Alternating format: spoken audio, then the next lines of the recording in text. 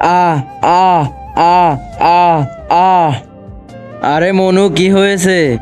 আরে কিছু না ভাই, কিছু না। কেন রে মনু, যখন তো বাড়িতে থাকিস তখন তো রাস্তার কুকুরের মতো ঘুরে বেড়াস, কিন্তু স্কুলে আসলেই তো আর ই আ উ সব শুরু হয়ে যায় না। চুপচাপ পড়াশোনায় মন দে। আমার সামনেই নাটক করে। চলো যাও, তোমাদের ছুটি হয়ে গেছে, বাড়িতে গিয়ে তোমাদের নাটক করো গা, চলো যাও। কিছুক্ষণের মধ্যেই বিষের প্রভাব শুরু হয়ে যাবে। আহ আহ আহ আহ